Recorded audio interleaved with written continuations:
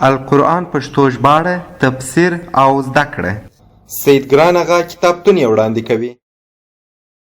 بسم الله الرحمن الرحیم. شروع کوم په نامه د الله جل جلاله چې ډیر زیات مهربان او پر رحم لرونکی دی. قل إن كانت لكم الدار الآخرة عند الله خالصة من دون الناس فتمنوا الموت إن كنتم صادقين.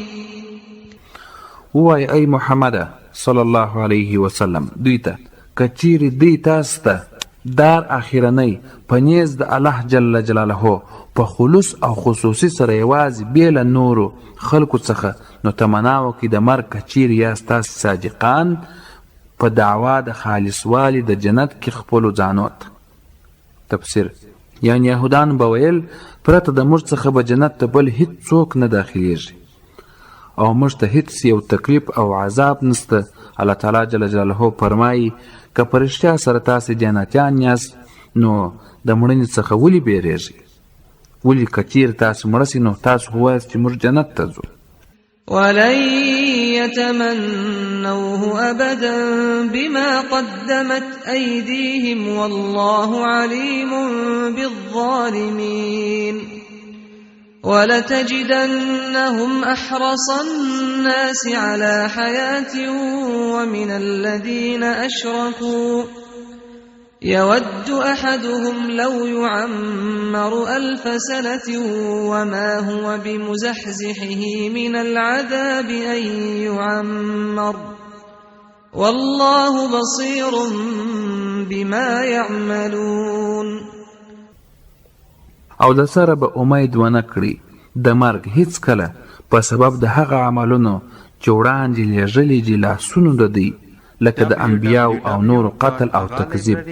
او الله ښه عالم دی په احوالو د ظالمانو او خامخا به ومومي ته هرومرو دوی ډېر حرصناک د خلکو څخه په ژوندانه باندې ډېر حارسان له هغو کسانو څخه هم چې مشرکان دي خوښوي هر یو د هغوی یعنی یهودانو که عمر ورکړی سي اوږد عمر 1000 کاله او نه دی دا کس خلاصونکی د عذاب څخه دا چې عمر ډیر ورکړی سي او الله ښه لیدونکی دی د هر څه چې دوی یې کوي.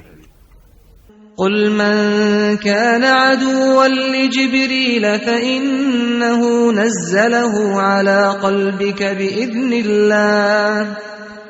بإذن الله مصدقا لما بين يديه وهدى وبشرى للمؤمنين. من كان عدوا لله وملائكته ورسله وجبريل وميكال فإن الله عدو للكافرين. وای ای محمد صلی الله علیه وسلم دوی ته هر څوک چې وي دشمن د جبرائیل ځکه چې بېشکه هغه جبرائیل نازل کړی دی قرآن په زړه ستاسې په اذن او حکم د الله حال دا چې تصدیق کوونکی دی دا کتاب د هغو کتابونو چې پخوا د دې څخه وه لکه تورات او انجیل او لارښوونکی دی او زیری ورکوونکی دی مؤمنانو ته په جنت او د الله جل جلاله په لقاء سره.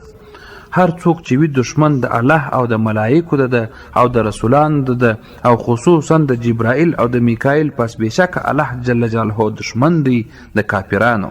تفسیر یعنی یهودان به ویل هغه فرشته جبرائیل علیه السلام چې پر محمد صلی الله علیه وسلم باندې وحی راوړي د موږ سره دشمنی لري او زموږ پلرونو ته د لاس څخه لوی تکلیف پیښ شوی دی.